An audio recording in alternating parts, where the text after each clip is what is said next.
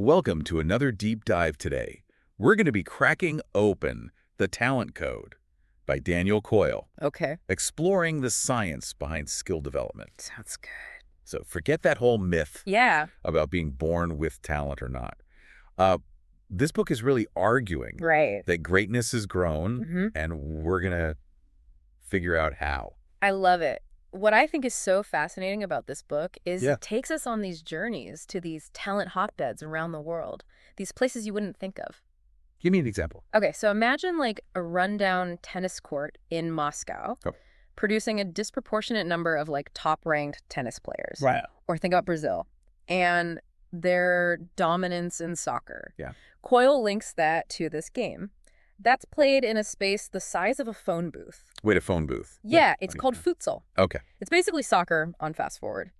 Because the playing area is so small, Right. the players are constantly touching the ball, making decisions, refining their skills in this like incredibly compressed environment. That's got to be intense. Oh yeah, and Coyle found that this leads to way faster skill development than traditional soccer training. Wow, that's incredible. It's like a real-life training simulator. Yeah. It makes you think about how constraints can actually drive innovation and skill development. Absolutely. Speaking of accelerated learning, I'm reminded of the story about Clarissa, Oh yeah. the clarinet student. Clarissa, the seemingly average student who managed to achieve a month's worth of practice in just 6 minutes? A month's worth in 6 minutes. Yeah.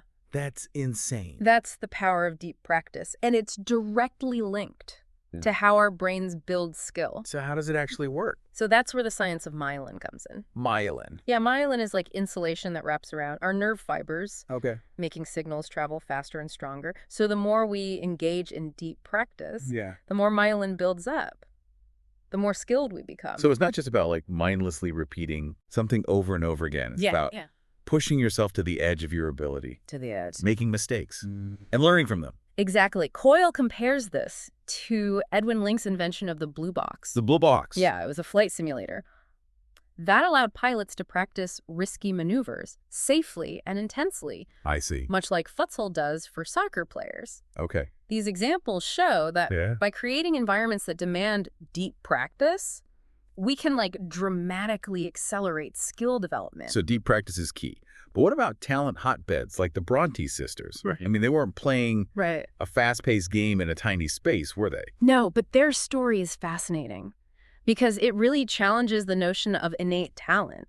Coyle delved into their early writing and discovered that it was actually quite bad. Well, It was imitative and full of errors. so how did they become like literary giants? Yeah. Was it just a matter of time and practice? Well, time and practice definitely played a role. Okay. But I think the key lies in their commitment to deep practice. They wrote constantly, experimenting with different forms and genres, honing their craft over time. Their dedication transformed them from amateur writers into these literary masters. Okay, so whether it's a small space, a challenging piece of music, or just a blank page, deep practice seems to be like the common thread. Yeah. But what about motivation? What about that initial spark? That sets this whole process in motion. That's what Coyle refers to as ignition. Ignition. It's the fuel that powers deep practice. Think about the story of Roger Bannister, breaking the 4-minute mile. Right, a feat that was considered impossible at the time? Exactly. But once Bannister shattered that barrier, a wave of other runners achieved the same feat. Seeing someone accomplish what was thought to be impossible ignited their motivation and unlocked their potential. That's pretty powerful. It makes you wonder about the power of belief and how witnessing someone else break through these limitations can impact our own perception of what's possible. Yeah. And Coyle provides another compelling example with C. Repak, the first South Korean woman to win an LPGA tournament. Absolutely. Her victory inspired a whole generation of South Korean women Wow. to enter and excel in professional golf. It highlights how role models can have a profound impact on igniting deep practice and shifting cultural expectations. That's a really powerful example of how our environment can shape our potential. But what about those who don't have access to such inspiring role models? How do they find that initial spark? Coyle delves into the concept of primal cues. Primal cues. Yeah, they're unconscious triggers for motivation, often rooted in our survival instincts. Okay. For example, he discusses the "you are not safe" cue. That's often associated with children who excel after experiencing a significant loss, such as the death of a parent. It taps into this primal drive to master skills for self-preservation. It's a fascinating concept. Yeah. It makes you think about the complex interplay between our environment, our psychology, Yeah. and our drive to succeed. Indeed. And understanding this interplay is crucial for unlocking the talent code. It's not just about the mechanics of practice, it's about understanding the deeper motivations and forces that drive us to excel. Okay, so we've covered deep practice, we've covered ignition, but I'm curious about the role of coaching in this whole process. How do master coaches contribute to the development of talent? That's an excellent question, and it's something Coyle explores in depth. He argues that master coaches are like talent whisperers. Talent whisperers. They possess this uncanny ability to sense their students' needs Okay. and guide their development in a way that maximizes their potential. It's like they have this sixth sense and Yeah. intuition that allows them to see potential where others might not. Coyle shares the story of Hans Jensen, Oh, yeah, the cello teacher. who could pinpoint a student's subtle errors just by watching them play, or even imagining them playing. That's incredible. Do you think this intuition is something that can be learned, or is it some kind of natural talent? That's a fascinating question, and Coyle kind of explores it by contrasting Jensen's approach with that of John Wooden, Oh, John. the legendary UCLA basketball coach. Okay. Wooden was incredibly successful, but his methods were very different. Instead of relying on intuition or a sixth sense, he focused on Yeah. short, targeted bursts of information, emphasizing repetition and gradual improvement. So two very different coaching styles, both incredibly effective. Yeah. It makes you wonder if there's a single right way to coach, or if it's more about adapting your approach to the individual needs of your students. That's a great point, and Coyle's research suggests that there's no one-size-fits-all approach to coaching. He found that many world-class performers actually started with average first teachers. Really? Yeah, what mattered most in these early stages wasn't the teacher's technical expertise, Okay. but their ability to cultivate a love for the skill. Interesting. They fostered a warm, encouraging, and playful learning environment, which ignited the student's passion and set the stage for future deep practice. That's so important. It makes you think back to your own learning experiences and the teachers who truly inspired you. It wasn't always the ones with the most impressive credentials, but the ones who made learning fun and engaging. Absolutely. Passion and enjoyment play a huge role in skill development. It's not just about grinding it out. It's about finding that joy in the process. Yeah. That spark that keeps you going even when things get tough. Okay, so we've talked about deep practice. We've talked about ignition. We've talked about master coaching. But what are some of the specific techniques or strategies that these talent hotbeds use to accelerate skill development? Are there any common threads that we can apply to our own learning journeys? One technique Coyle highlights is called chunking. Chunking. It involves breaking down a skill into smaller, more manageable pieces. So it's like taking a complex task Yeah. and turning it into a series of bite-sized steps. Exactly, making it less daunting and more approachable. Okay. And Coyle provides some fascinating examples of how this is done in different fields. Give me an example. For instance, at Meadowmount. Meadowmount.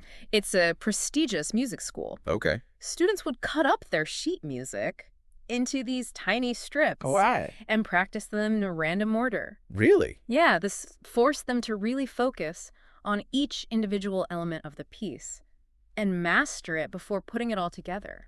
So it's not just about mindlessly Wow. playing through a piece of music over and over again. Hmm. It's about slowing down, isolating specific sections, Yeah. and focusing intently on mastering each individual phrase note or finger movement. Precisely. It's about understanding the structure of a skill, breaking it down into its component parts, and then practicing those parts in a deliberate and focused way.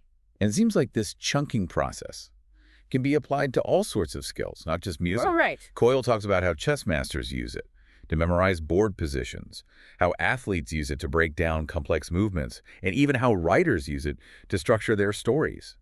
Is there a specific way to approach chunking, or is it more of a general principle? It's more of a general principle that can be adapted to different skills. The key is to identify the fundamental building blocks of the skill you're trying to learn and then break them down into manageable chunks that you can practice and master individually. And you mentioned earlier that feedback is crucial in this process. How do master coaches use feedback to guide their students' development. Our master coaches are incredibly skilled at providing precise and targeted feedback. They're like human tuning forks. Human tuning fork. Constantly listening, observing, and making subtle adjustments to help their students refine their technique. So it's not just about giving generic praise or criticism. It's about providing specific and actionable information. Exactly. That helps the learner understand what they're doing well, what they need to improve, and how to make those improvements. So effective feedback is like having a GPS for your skills, guiding you toward your destination. And this ties into the idea of deliberate practice, which is essentially practicing with intention, with a focus on improving specific areas of weakness. So it's not just about putting in the hours. It's about being strategic with your practice. Yeah, and making every minute count. It's about identifying your weaknesses, Yeah. breaking them down into manageable chunks, and then designing your practice sessions to specifically target those areas for improvement. It's like a golfer working on their swing. Okay. They don't just hit balls aimlessly. Right. They identify a specific problem, like their backswing, Yeah. and then practice that specific element repeatedly until they've mastered it. Makes sense. It's about quality of practice over quantity of practice. But how do you stay motivated when you're focusing on your weaknesses and it feels like you're not making progress? That's where those deep practice principles come in. It's about embracing those mistakes, pushing yourself to the edge of your ability, and trusting that with consistent effort, you'll eventually see improvement. Coyle talks about the plateau effect, The plateau effect. where you might practice diligently for a while without seeing any noticeable gains. And then suddenly, you experience a breakthrough. So it's not about being perfect. It's about being persistent and trusting the process.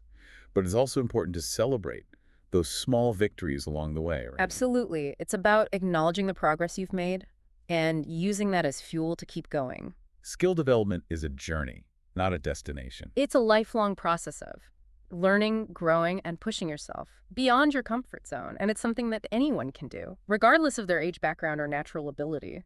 Coyle's message is incredibly empowering.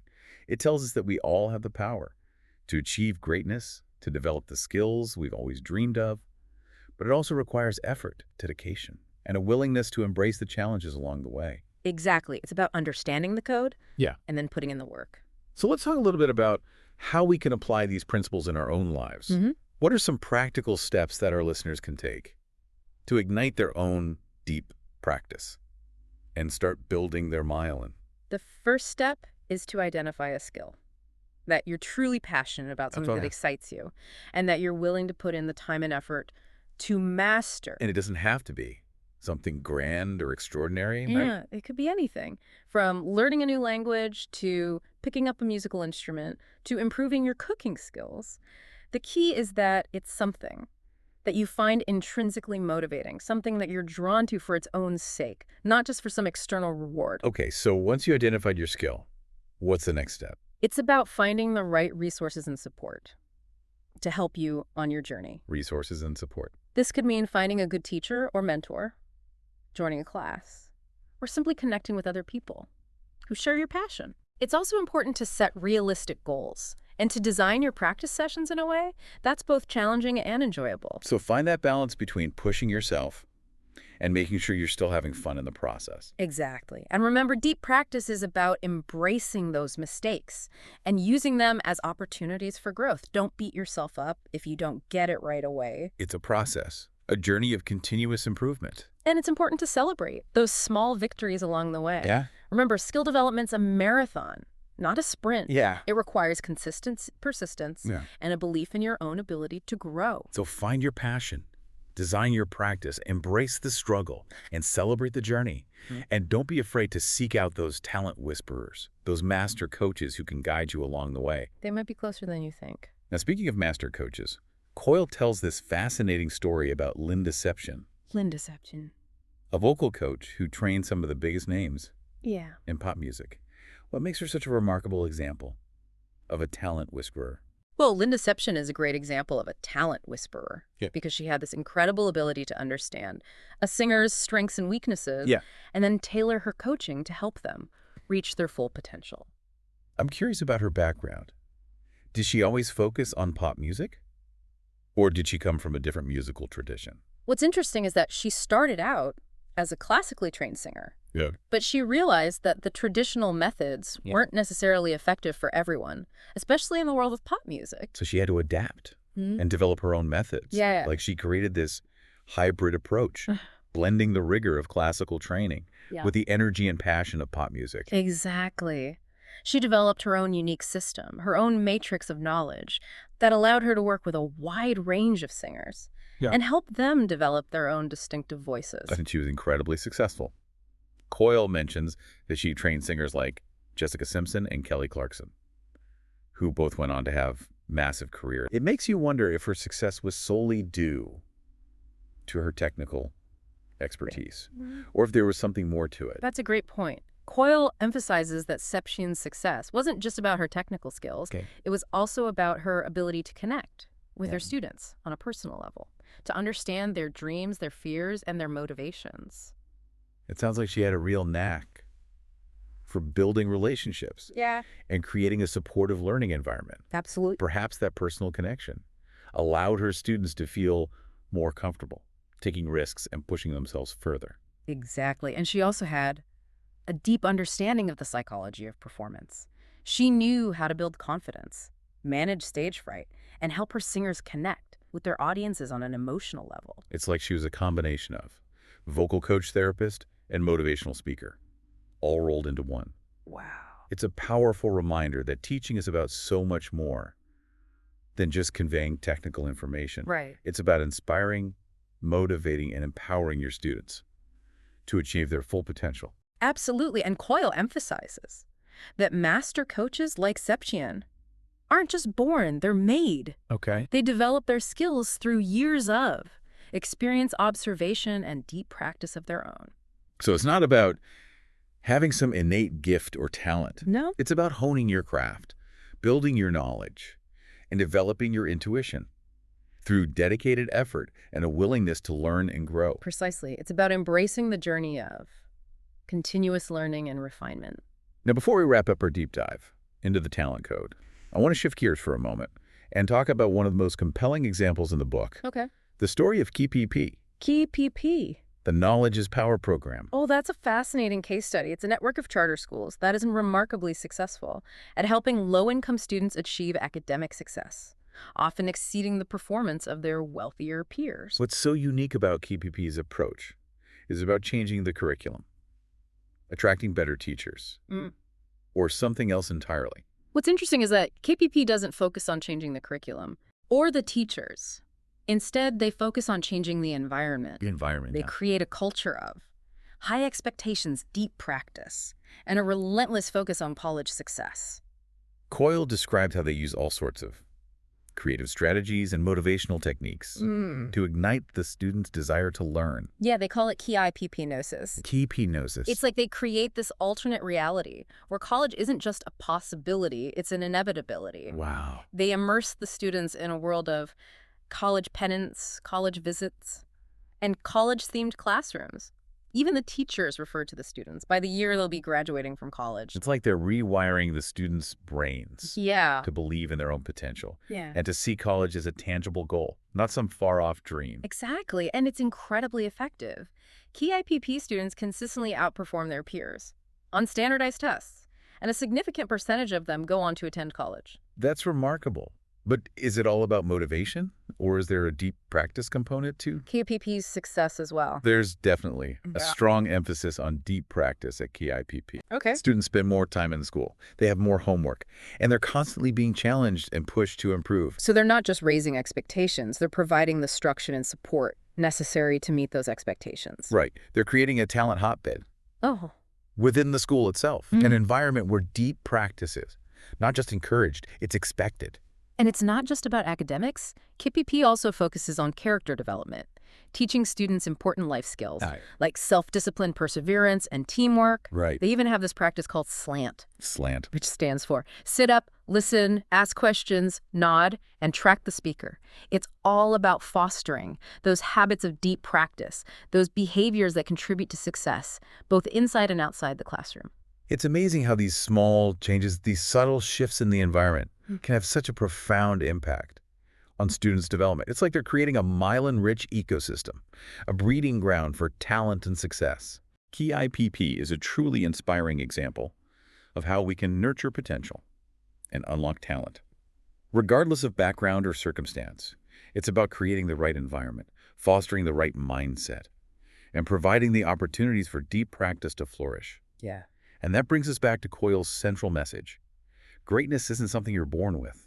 It's something you cultivate through effort, dedication, and a belief in your own ability to grow. Exactly. And that's something we can all apply in our own lives, whether we're parents, teachers, coaches, or simply individuals looking to improve our own skills. It's about understanding the power of the environment, the power of those subtle cues and signals that shape our behavior and our beliefs. So as we wrap up our deep dive into the talent code, I want to leave you with this thought. Okay. What skill do you want to develop? What talent have you always dreamed of cultivating? Think about how you can incorporate the principles of deep practice ignition and master coaching into your own life. Maybe it's finding a mentor, joining a class, setting aside dedicated time for practice, or simply changing the way you think about failure. Remember, as Daniel Coyle reminds us, grantness isn't born, it's grown. So what are you waiting for? Go out there and start building your myelin. That's it for our deep dive into the talent code. We hope you enjoyed the journey, and we encourage you to explore the book for further insights. Until next time, keep learning, keep growing, and keep pushing yourself to reach your full potential.